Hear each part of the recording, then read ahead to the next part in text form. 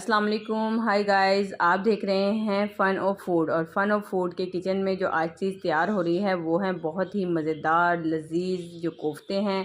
ये बन के तैयार होंगे फुल टिप्स और ट्रिक्स के साथ। ये वीडियो है बिना स्किप किए अगर आप वॉच करेंगे एंड तक तो यकीन करें आपके कोफ्ते कभी भी ख़राब नहीं होंगे, टूटेंगे नहीं। तो चलिए देखते हैं ये मज़ेदार सी रेसिपी कैसे तैयार होगी। तो शुरू करते हैं रेसिपी। बिस्मिल्लाहिर्रहमानिर्रहीम। यहाँ देखिए मैंने 1 कप से थोड़ा सा ज़्यादा लिया है ऑयल, और इसमें मैं करूँगी ये जो प्याज है इसको फ्राई। तो प्याज को बिल्कुल थिन स्लाइस कट करना है। जब भी हमने प्याज को फ्राई करके निकालना होता है या क्रिस्पी फ्राई करना हो तो उसके लिए आपकी जो इसकी कटिंग है बहुत थिन करनी है, बारीक करनी है। ठीक है, इस तरीके से कट करके अब हम कर देते हैं इसको फ्राई करने के लिए रख देते हैं एक साइड पे। और दूसरी तरफ हम कर लेते हैं कीमे की तैयारी। तो कीमे के लिए देखिए मैंने यहाँ पे चॉपर ले लिया है और दो रफली साइज दो यानी कि मीडियम साइज़ के जो प्याज हैं उनको रफली कट कर लिया है। साथ ही 3 से 4 मैंने ले ली हैं इसमें हरी मिर्चें। और यहाँ पे मैं साथ में लूँगी 8 से 10 जवे लहसुन के, 2 इंच का टुकड़ा मैंने लिया है यहाँ पे अदरक का। जब भी आप कीमा कबाबों के लिए तैयार करें, कोफ्तों के लिए तैयार करें तो पहले जो भी उसमें सब्ज़ी किसी भी किस्म की जाएगी यानी कि प्याज है, अदरक, लहसुन है, हरी मिर्च है, कोई भी चीज़ है, पहले उसको अलग से चॉप करें, उसके बाद उसमें कीमा डालें। अक्सर ऐसा होता है कीमा भी डाल देते हैं, साथ ही सारी चीज़ें डाल देते हैं। यकीन करें इस तरीके से कीमे में वो जो सब्जियों के चंक्स हैं वो मोटे-मोटे रहते हैं और वो सही तरीके से जो है वो यानी कि पिसते नहीं हैं, और जो कीमा है वो बिल्कुल पेस्ट बन जाता है। हमने इसका पेस्ट नहीं बनाना। ठीक है, मैंने यहाँ पे आधा किलो कीमा लिया है। साथ आपको 2 बोन्स नज़र आ रही हैं, 2 हड्डी के टुकड़े नज़र आ रहे हैं, तो वो इसलिए लिए है ताकि ग्रेवी में भी एक फ्लेवर आना चाहिए। ठीक है, और यहाँ पे मैंने लिए थे ये भुने हुए चने और ये हैं चारों मगज़। ठीक है, तो मैंने लिए हैं 150 ग्राम भुने हुए चने और 2 से 3 टेबलस्पून ये चारों मगज़, इनको मैंने इस तरह पीस के पाउडर बना लिया है। ठीक है, आपने इस चीज़ का ध्यान रखना है चने ना हो कोई बात नहीं, आप इसकी जगह बेसन डाल सकते हैं 3 से 4 टेबलस्पून भुना हुआ, लेकिन चने हो तो ज़्यादा बेहतर है। ठीक है, वो मैंने पीस के डाल दिए हैं। साथ ही मैंने इसमें डाला है 1 टेबलस्पून नमक, 1 टेबलस्पून ही आपने लेनी है पिसी हुई लाल मिर्चें। आपने हरी मिर्चों का भी ध्यान रखना है, हमने हरी मिर्ची भी डाली है इसमें। 1 टीस्पून इसमें जाएगा गरम मसाला। बस इन सब चीज़ों को डालने के बाद हमने इसको अच्छे से पीस लेना है। ये देखें, और बहुत ज़्यादा ओवर जो है वो चॉपर को नहीं चलाते, पेस्ट नहीं बनाना। पेस्ट बना लेंगे तो आपके जो कोफ्तों में वो फ्लेवर नहीं आएगा। हल्का सा जो कीमे के अंदर है वो चंक्स नज़र आने चाहिए। ठीक है, चीज़ों के। तो मैं दिखा देती हूँ, ये देखें स्मूथ सा बन के तैयार हो गया है। आप इसे सिल पे भी पीस सकते हैं या आप मशीन से निकलवा सकते हैं। अगर आपके पास चॉपर नहीं है तो, नहीं तो चॉपर में पीसें, ये बहुत ज़बरदस्त आपका घर में ही तैयार हो जाएगा। और हरा धनिया कभी भी आपने पीसते में नहीं डालना बल्कि अलहदा से डालना है। दूसरी तरफ देखें प्याज फ्राई हो रही है, उसको भी साथ के साथ चेक करते रहें वो जल ना जाए। और आपने 3 से 4 मिनट मुसलसल इस तरीके से हाथों से दबाते हुए, जैसे हम आटे को गूंदते हैं ना, ऐसे आपने गूंदना है इसको हरा धनिया डालने के बाद। बड़ी अच्छी सी आपको ये जब इसको गूंद रहे होंगे ना उसी टाइम इसमें बड़ी प्यारी खुशबू आना शुरू हो जाएगी। सारे जो मसाले हैं वो मिक्सअप हो जाएंगे। तो कीमा मैंने थोड़ी देर के लिए रख दिया है फ्रिज में। अब यहाँ पे मैंने ली है 1 प्याली दही, तकरीबन 200 ग्राम की जितनी। इसमें मैंने डाला है 1 टेबलस्पून नमक, ये हाफ़ टी स्पून मैंने डाली है कश्मीरी लाल मिर्च, 1 से 1.5 टेबलस्पून तक मैं इसमें डालूँगी धनिया पाउडर। साथ ही मैं डालूँगी इसमें लाल मिर्च पाउडर 1 टेबलस्पून भर के। अब ये जो नमक है और मिर्च है ये अपने टेस्ट के अकॉर्डिंग कम या ज़्यादा कर सकते हैं। हल्दी डाली है मैं इसमें हाफ़ टी स्पून, और 2 से 3 क्यूब्स मैंने लिए हैं यहाँ पे अदरक लहसुन के, जो मैंने ये फ्रिज में फ्रीज़ करके रखा हुआ है, क्यूब्स बनाए हुए हैं। आप 2 टेबलस्पून यहाँ पे अदरक लहसुन का पेस्ट ले सकते हैं। जितनी देर मसाला तैयार हुआ है यहाँ पे देखें प्याज भी अच्छे से फ्राई हो गई है। अभी कहीं कहीं से लग रहा है तो होता है जो कच्ची है, हल्का सुनहरा कलर है, उसी टाइम आपने निकाल लेनी है। इसको डार्क गोल्डन कलर करके आपने नहीं निकालनी, नहीं तो रखे रखे इसका फिर कलर ब्लैकिश हो जाएगा, जिसकी वजह से आपकी ग्रेवी का कलर भी ख़राब होगा। अब उसी ऑयल में हम क्या करेंगे, जो मसाले हमने मिक्स करके रखे थे दही के अंदर वो मैंने डाल दिए हैं। चूल्हा मैंने बंद कर दिया है थोड़ी देर के लिए। चूल्हे को हल्का करके फिर आप दही वाला मसाला डालें, नहीं तो दही जो है फ़ौरन फट जाती है, कर्डल बन जाती है, पानी अलग और टुकड़ियाँ यानी कि उसके चंक्स बन जाते हैं।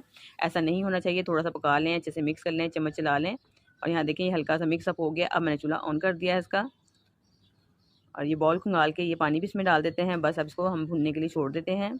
और जो मैंने आपको बोन्स दिखाई थी 2, वो भी हमने अब मसाले में ही डाल देनी है। जितनी देर मसाला कुक होगा उतनी देर इसके साथ साथ पकते रहेंगी। इसमें जो फ्लेवर है वो ग्रेवी के अंदर आ जाएगा और ग्रेवी में बहुत अच्छा टेस्ट निकल के आएगा। तो ये आपने लाजमी बोन डलवानी है, यानी कि पहले आप कीमा ले लें जितना भी लेना, उससे कह के डलवा लिया करें कि एक बोन भी डाल दें, यानी कि एक हड्डी का पीस भी डाल दें। ठीक है, एक तरफ मसाला भुन रहा है, दूसरी तरफ हम क्या करते हैं कोफ्तों की जो बोल है वो बना लेते हैं। आपने ये काम सारा हाथों हाथ करेंगे, यकीन करें कोई मुश्किल नहीं है। जैसे हमने पहले प्याज फ्राई करने रखा तो दूसरी तरफ हमने कीमे की तैयारी कर ली, यानी कि उसको पीस लिया उसके मसाले वगैरह। अब हमने मसाला भूनने के लिए रखा है तो इधर हम बॉल्स बना लेते हैं, और बड़े स्मूथ सी बॉल बना के तैयार। दोनों हाथों से आपने दबा दबा के बॉल को बनाना है इस तरीके से, ताकि जो कोफ्ते हैं अच्छे बंधे हुए बने। ये नहीं कि बस आपने हाथ में ढीले ढीले से बना लिए हैं, तो उससे भी बॉल्स जो हैं खुल जाती हैं। सारा काम आप सही कर लेते हैं, लेकिन सिर्फ क्या होता है कि आप जब उसको बना रहे होते हैं, उसको बाइंड कर रहे होते हैं, दबाते नहीं हैं अच्छे तरीके से। ठीक है, इस तरीके से आप इसको दबाते हुए बनाते जाएं। और यहाँ मैं आपको एक और छोटी सी टिप्स दूंगी कि यहाँ पे आप एक बॉल छोटी बना के, जो मैं भी हमेशा करती हूँ, मैं क्या करती हूँ कि बॉल एक छोटी बना लेती हूँ ऐसे, ये देखें। हालांकि मुझे पता है कि कोफ्ते नहीं टूटेंगे, लेकिन फिर भी अपना शक दूर करने के लिए एक बॉल बना के आप मसाले में डाल दें। मसाला एक तरफ पक रहा है, उसी में वो बॉल पकती रहेगी। अगर आपको कभी भी लगे कि वो क्रैक आ गए हो, कोफ्ता टूट गया है, तो आप उसका यहीं पर कोई हल कर सकते हैं। ये ना हो कि आप सारे डाल दें और सारे ही कोफ्ते जो ख़राब हो जाएँ। तो एक बॉल पहले ही बना के डाल के आप मसाले में चेक कर सकते हैं। इस तरह आपका जो शक है वो दूर हो जाएगा, या कोई मसले का हल है वो हम देख सकते हैं कि इसका क्या हल निकाल सकते हैं, ठीक है। और अगर आपको किसी भी पॉइंट पे लगे भाई अभी भी आपको कोई मसला है, कोई आपकी बॉल्स ख़राब हो गई हैं या कोफ्ते सही नहीं बने, तो प्लीज़ आप मुझसे कमेंट्स में ज़रूर रब्ता कर सकते हैं। मैं आपको उसका ज़रूर रिप्लाई दूंगी कि क्या वजह हुई है और आप उसका क्या हल निकाल सकते हैं। कि 2-3 हल हैं, अगर कोफ्ते टूटते हैं तो उसका क्या, हम उसको कैसे सही कर सकते हैं, ठीक है। तो यहाँ देखें जी, मसाला भी भुन रहा है साथ साथ, और कोफ्तों की जो बॉल्स हैं ये भी मैंने तैयार कर ली हैं। तो बस ये सारे कोफ्ते मैं बना के तैयार कर लेती हूँ ऐसे ही, ये देखें। और दूसरी तरफ हम मसाले को चेक करते हैं। ये देखिए मसाला मैंने एक मिनट दरमियान में पानी भी डाला था इसके अंदर, ठीक है। बनाने के दौरान ही एक मिनट मसाला जब भुन चुका था, मैंने दरमियान में पानी डाला था। अब दोबारा मसाला भुन चुका है। ये बॉल चेक करें, ये देखें कोई क्रैक नहीं है, बिल्कुल स्मूथ बन के तैयार हुई है, ज़बरदस्त सी। अब मैंने इसमें 1 कप पानी और डाल दिया, 1 से 1.5 कप। ये पानी आपने लाजमी डालना है, उसके बाद आपने इसमें कोफ्ते डालने हैं। और जितनी देर ये पानी पक रहा है, हम क्या करते हैं, ये जो मैंने प्याज बचा ली थी, जो निकाली थी यानी कि फ्राई करके, इसको हमने पीसना है। इसका एक पेस्ट तैयार करना है। और ये गरम मसाले हैं, देखें 2 दालचीनी के टुकड़े हैं, 2 बड़ी इलायचियाँ हैं, 1 जायफल का पीस है छोटा सा, और 1 जावित्री का पीस है, 2-3 हरी इलायचियाँ ले लें, 4-5 लौंगे ले लें, हाफ़ टी स्पून काली मिर्चें हैं, 1 टीस्पून ज़ीरा है। बस ये जो गरम मसाले हैं फ्रेश आपने पीसने हैं, पाउडर बनाना है इसका। तो यहाँ पे मैंने जो प्याज है वो भी पीस ली है, गरम मसाला है वो भी पीस लिया है। इधर पानी में भी यानी कि उबाल आ गया है, ये देखें। अब हमने इसमें डालने हैं कोफ्ते। इसका ये होता है, अगर हम भुने हुए मसाले में ही कोफ्ते डाल देंगे ना, तो कोफ्तों के अंदर भी तो कुछ जूसेस हैं ना, कच्चापन है गोश्त का, कुछ मसालों का कच्चापन है, तो वो निकल के बाहर कैसे आएगा। तो जैसे ही आप इसको पानी में डालेंगे कोफ्तों को, इसको हीट लगेगी, और इसी हीट के साथ ही जो सारी इसके अंदर जो मॉइस्चर होगा ना, कोफ्तों के अंदर मसालों का कच्चापन जो होगा, वो सब निकल के पानी में, ग्रेवी में आ जाएगा।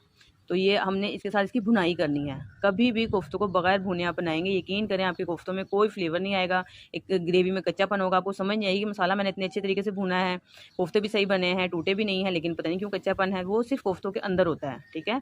तो कोफ्तों की भुनाई हमने इस तरीके से लाजमी करनी है। ये देखिए मैंने कोफ्ते डाल दिए, और कपड़े से या किसी चीज़ से पकड़ के आपने लाना है, इस पॉइंट पे अपने आप चम्मच नहीं चलाना। और अगर अभी थोड़ा सा इसमें मॉइस्चर बाकी है, बिल्कुल भुना हुआ नहीं है, जब मैंने इसमें डाली है प्याज का पेस्ट, ठीक है।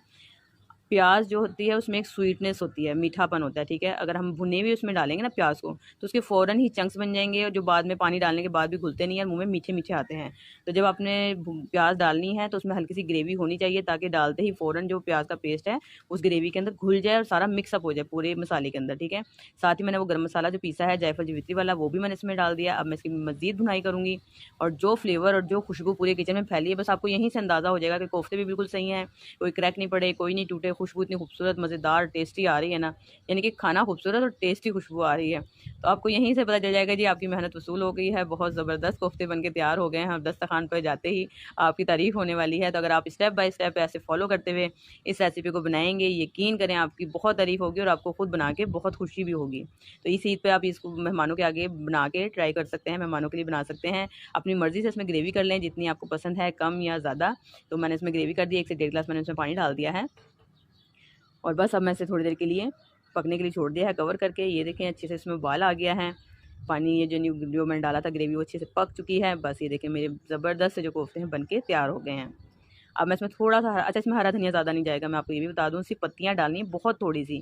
कभी भी कोफ्तों में ज़्यादा हरा धनिया नहीं डालना, क्योंकि उससे आपकी जो ग्रेवी है बहुत थिक हो जाएगी। जैसे ही हम खाते हैं तो प्लेट में ना वो बहुत गाढ़ी-गाढ़ी सी जो ग्रेवी है वो अच्छी नहीं लगती, ठीक है।